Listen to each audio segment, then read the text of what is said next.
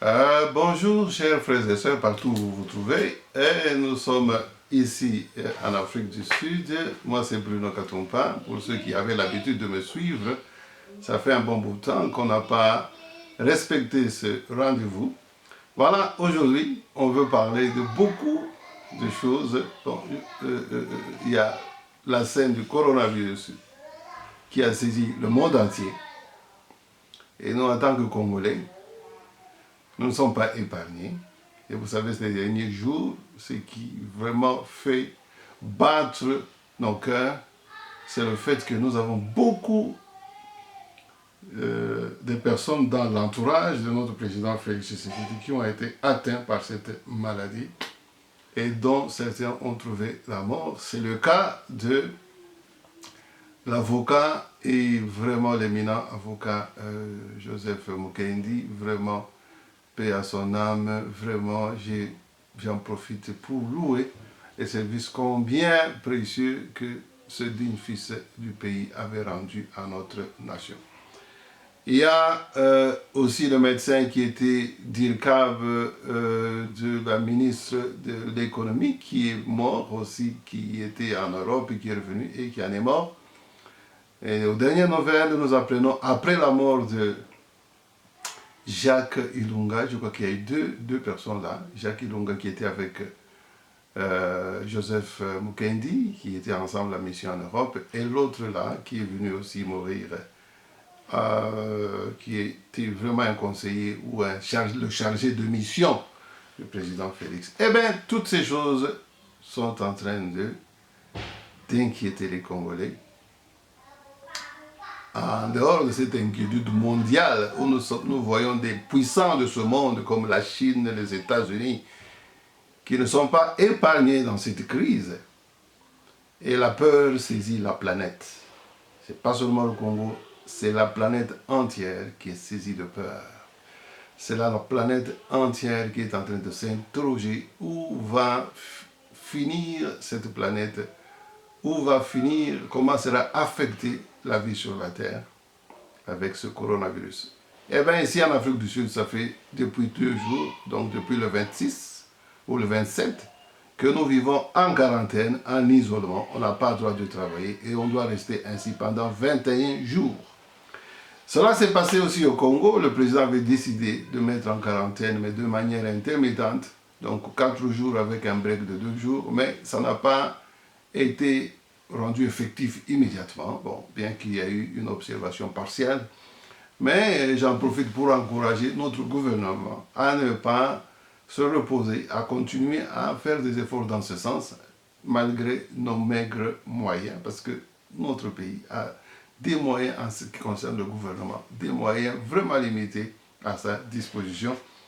Et quand on se rend compte que cette gestion de ce pays-là est vraiment compliqué avec cette alliance qui ne fait que couler de l'eau et de l'encre. Parce que beaucoup de gens ont appelé à la fin de cette alliance-là. Parce qu'après tout, au lieu que cette alliance puisse être un front pour le bien-être du Congo, mais ça devient un front pour se battre en vue de se positionner pour 2023. Ce qui est vraiment regrettable. Mais je veux d'abord saisir le premier aspect qui est de la crise de coronavirus au niveau mondial. Eh bien, vous savez que les gens disent que ce virus a été créé par les puissances mondiales, par une certaine élite qui travaille dans le noir et qui fait tout pour limiter la population monde ou la diminuer de 80%. Apparemment, selon certains dire, que cette élite, avec la complicité de certaines institutions mondiales, prétend que le monde est surpeuplé de 80%, ou il est surpeuplé à 80%. Quel vraiment drame, quel danger, quelle mauvaise projection, vraiment ça fait peur. Une telle projection. À voir certaines interventions qu'on a suivies de Macron qui accusait les Africains de ne pas limiter la naissance et qui Sarkozy avait emboîté Macron. Vraiment, Nous avons eu des gens comme les Kémy Seba, les Nathalie Yamb et beaucoup d'autres qui posent la question, qui est-ce que vraiment les Européens ont à nous donner comme leçon, nous les Africains? Eh bien, ça n'a pas duré. Aujourd'hui, nous sommes devant un fait accompli. Nous sommes devant ce coronavirus. Et ceux qui soupçonnaient que ces gens étaient en train de mijoter et de comploter pour faire un vaccin qui va éliminer cette population, parce que apparemment pour eux, l'Afrique était surpeuplée. Alors que nous avons le cas d'un pays comme le Congo, qui est, je ne sais pas combien de fois, ou 4 fois, ou 10 fois plus grand que la France, mais qui a une petite population. Le pays là est moins peuplé. Si nous prenons ça en comparaison avec beaucoup de pays européens, eh bien, le Congo est moins peuplé que la France, moins peuplé même que les États-Unis ou bien l'Allemagne, parce que nous avons vraiment un taux d'habitants par kilomètre carré très faible par rapport à la superficie de notre pays. Bon, alors pourquoi ces gens veulent, n'est-ce pas, faire avancer cet agenda dangereux, cet agenda diabolique? Mais je crois que tout ça, c'est parce que derrière est caché, n'est-ce pas, l'orgueil, l'envie, l'égoïsme, où ils veulent s'accaparer des richesses des autres pays africains pour, n'est-ce pas, satisfaire leur mendicité exagérée. Vraiment une mendicité diabolique. D'autres disent, vous savez, dans les sphères religieuses, les gens prophétisent comme Tibi Joshua l'a fait. Oh, bon, écoutez, c'est la fin, le 27, il n'y aura plus de coronavirus. Et nous avons vu ces derniers jours Walesa qui se tourne dans la boue à Kinshasa en disant à Dieu de venir aider cette humanité, d'épargner le peuple congolais, le Congo de ce coronavirus qui risque de ravager notre pays.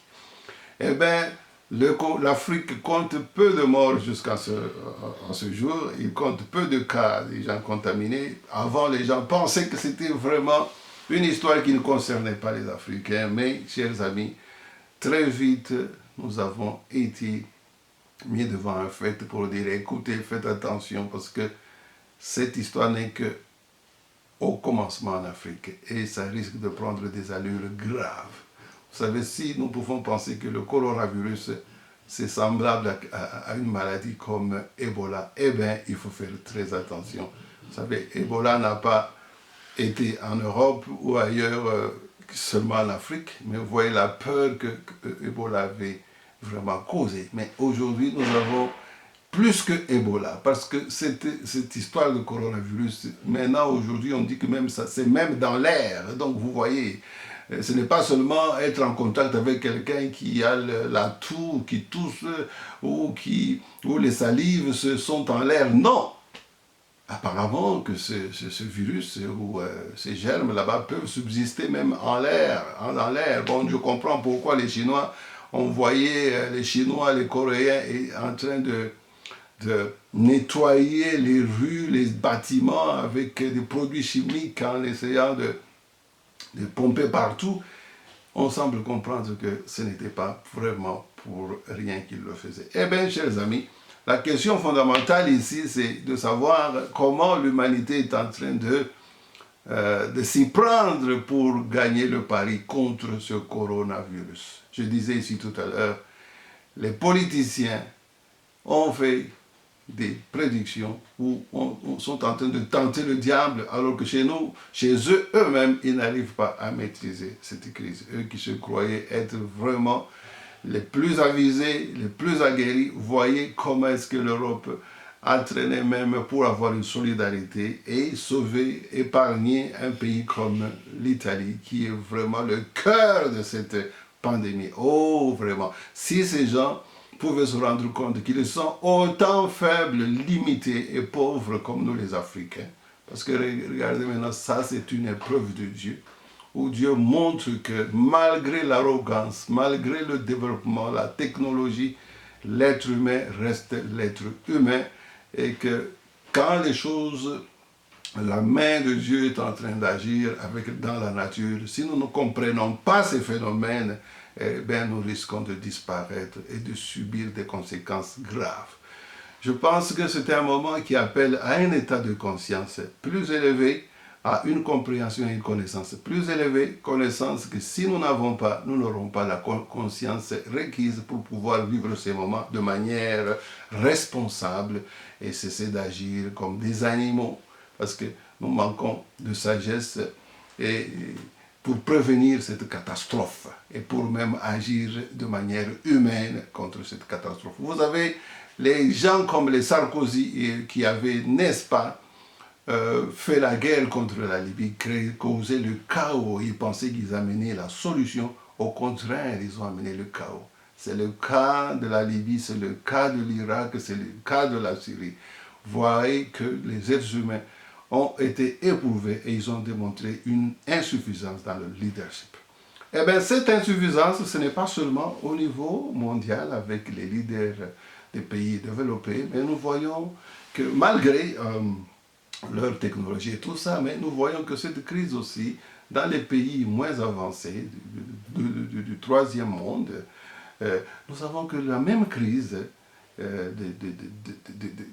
de pauvreté de leadership se répercute. Alors là, je vais parler un peu de notre parti cher qui est l'UDPS.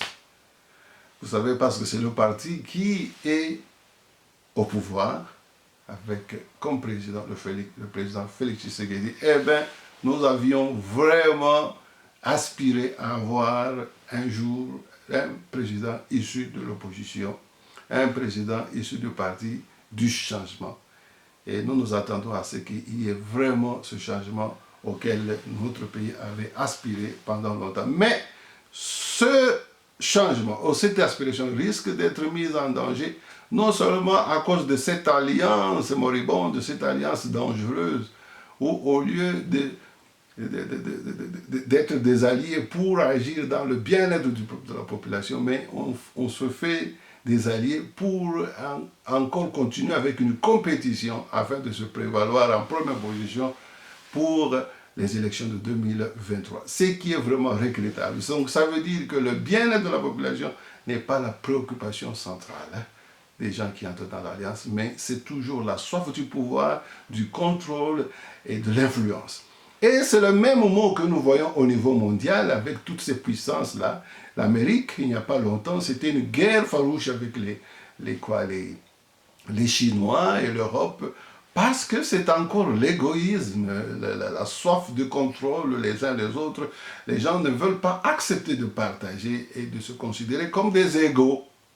Voilà. Et de travailler tous pour le bien-être de l'être humain sur la terre. Au contraire, c'est la lutte pour pouvoir être plus fort et manger plus que les autres. C'est vouloir dicter les autres et vouloir être toujours en position de force. Vraiment, l'être humain traîne à avoir à tirer des leçons. Mais nous sommes obligés en ce moment, qu'on le veuille ou pas, de tirer les conséquences avec cette maladie qui oblige l'être humain et qui l'interpelle quant à son leadership, son sens moral, son niveau de conscience, sa connaissance. Aujourd'hui, politiciens, prophètes, pasteurs, tous sont mis contre le mur. Et si ces gens avaient la connaissance, prenez le cas de Tibi Joshua qui disait que le 27 mars, coronavirus prendra fin. Il rentrera d'où il est venu. Le 27 mars, nous le 26 en Afrique du Sud, nous avons commencé l'isolement. Et le 27, après le 27, l'Espagne qui était encore pas encore autant frappée comme l'Italie, maintenant il commence à rattraper l'Italie.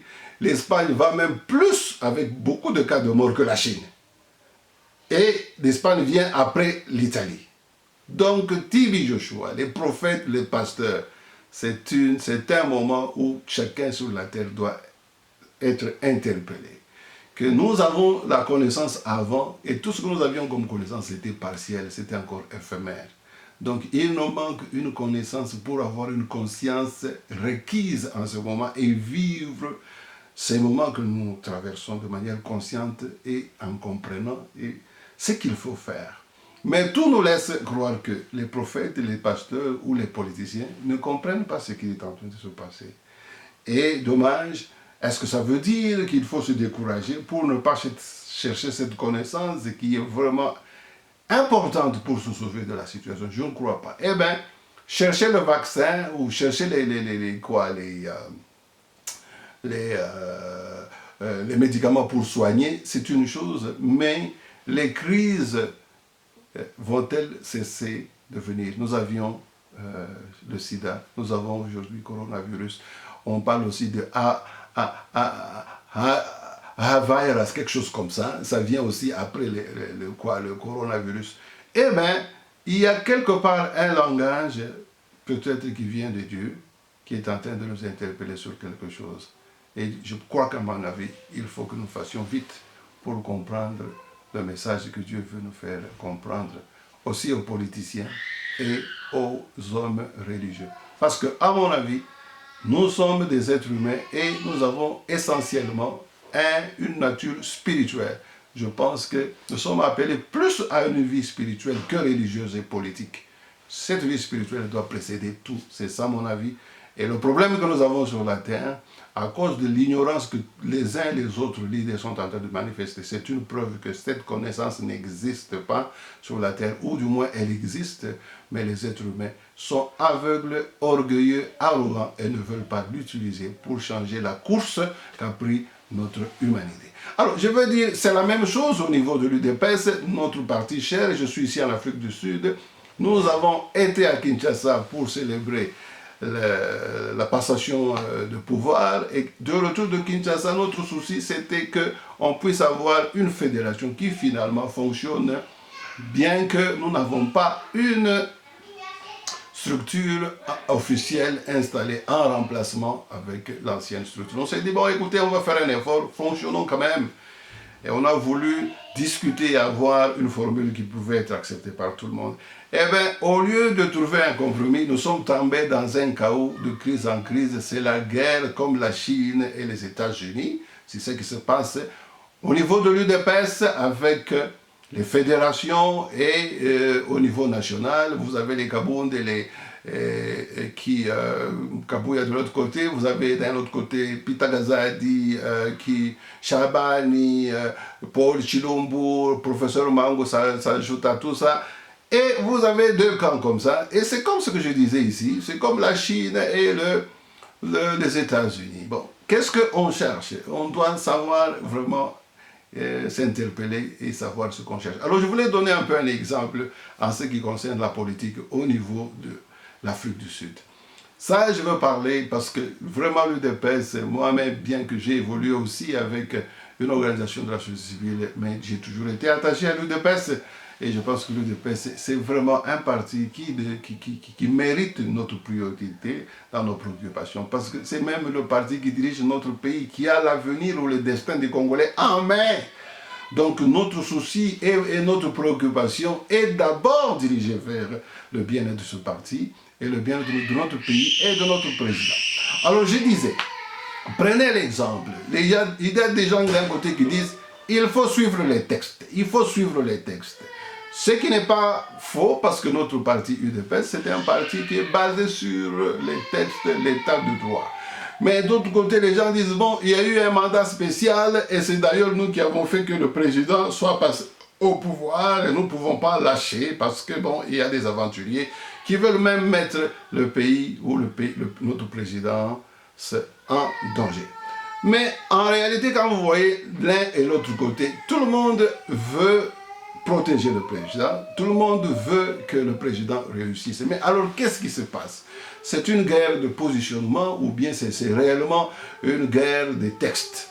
Moi, je pense que si on part l'un et l'autre côté, on va manquer l'essentiel. L'essentiel ici, c'est quoi? C'est que nous devons revenir un peu aux valeurs qui vont, n'est-ce pas, faire le bon leadership, qui vont faire école d'un bon leadership, un leadership qui va servir l'intérêt, n'est-ce pas, du parti et l'intérêt de la nation et des peuples qui attendent que leur bien-être soit servi au travers, n'est-ce pas, ces partis politiques. Alors ça devait être l'essentiel pour nous. Et je voulais donner un exemple à l'ANC en disant, vous savez, en 1994, quand l'ANC devait aller aux élections, Mandela n'était pas président de l'ANC, c'était Oliver Tambo qui était président de l'ANC. Regardez un peu le sens de valeur et du sens du collectif, parce que le collectif avait trouvé que c'était important qu'on puisse mettre comme pion Mandela à la tête pour gagner les élections, parce qu'il avait une renommée internationale, un charisme, un aura dont on avait besoin, et comme il avait négocié, n'est-ce pas, avec l'ennemi ou le pouvoir de l'apartheid. Eh bien, le collectif de l'ANC a laissé passer Mandela. Et cela n'avait pas créé une crise. Et Tambo était vraiment content de faire prévaloir, n'est-ce pas, l'intérêt du collectif, du noyau dirigeant de l'ANC. Je souhaite que ce soit vraiment le cas pour le DPS. Il n'y avait pas que Mandela qui avait démontré, ou Tambo qui avait démontré ses valeurs. Vous avez aussi Cyril Ramaphosa qui était secrétaire de l'ANC en ce moment-là. Au lieu que Cyril Ramaphosa puisse succéder à Mandela, mais bien c'était Thabo Mbeki. Mais ça encore, ça pouvait être une cause de crise. Mais l'ANC a émergé de cela, toujours avec un sens élevé de bien, du parti et du sens du collectif.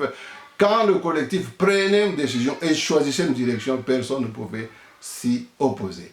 Eh bien, d'abord, ça devait être notre préoccupation avec UDPS, c'est d'établir un collectif, d'avoir un noyau dirigeant. Et ce noyau ne doit pas, n'est-ce pas, exclure les uns les autres. Dans ce noyau, toutes les tendances seront représentées. Et une fois que ce noyau, ce collectif prend une direction, aucun individu ne peut s'y opposer. Même si en ce moment-là, l'individu était dans une position privilégiée, eh bien, c'est la décision du noyau et du collectif qui devait prendre la prééminence. J'interpelle vraiment les gens, que ça ne soit pas des raisons et des excuses d'une part des textes, parce que vous savez, si c'était seulement les textes, alors on devait dire que, ben écoutez, Tambo était vraiment dans son droit, c'est seulement lui qui devait être président de la République, qui devait être candidat, et si Mandela devenait le candidat choisi, alors le parti devait mourir, alors Tambo devait continuer à s'accrocher. Mais écoutez, voilà, il n'y a pas que du Tambo. Il y avait dans l'histoire de l'ANC des gens comme les Sissoulu qui ont brillé par cet esprit de renoncement et de dépassement, qui n'ont pas cherché l'intérêt individuel, mais qui ont privilégié l'intérêt collectif qui dirigeait l'ANC. Et ce n'a pas été l'intérêt, par exemple, Cyril Ramaphosa, qui est un juriste de formation, qui pouvait se prévaloir en disant, écoutez, les textes disent ceci, moi je suis secrétaire général, selon les textes, moi je ne peux pas laisser Thabo Mbeki passer, c'est moi ou rien. Non. Donc, les deux raisons, que ce soit les textes, que ce soit, n'est-ce pas, les positions que l'un occupait avant, n'ont pas constitué des excuses ou des raisons pour faire obstruction contre l'intérêt collectif et contre l'intérêt du noyau et l'intérêt général qui se manifeste au travers de cela. Donc j'interpelle les acteurs politiques en Afrique du Sud comme au Congo de tirer des leçons des autres. Parce qu'il y a quelque part, vous savez, dans l'histoire contemporaine, on dit que no man is an island. C'est-à-dire, vous n'êtes pas une île, un homme n'est pas une île, parce que nous dépendons les uns des autres, c'est-à-dire nous tirons aussi des leçons du monde. Nous ne sommes pas obligés à vivre d'une manière isolée. Donc le pays, le Congo n'est pas un pays isolé. Et vous voyez que même l'histoire ou l'avènement de Félix Tshisekedi au pouvoir, il y a beaucoup de leçons qui ont été tirées de l'avènement politique de l'ANC. Donc ce dépassement, et on ne s'accroche pas à son intérêt personnel, mais on privilégie l'intérêt collectif.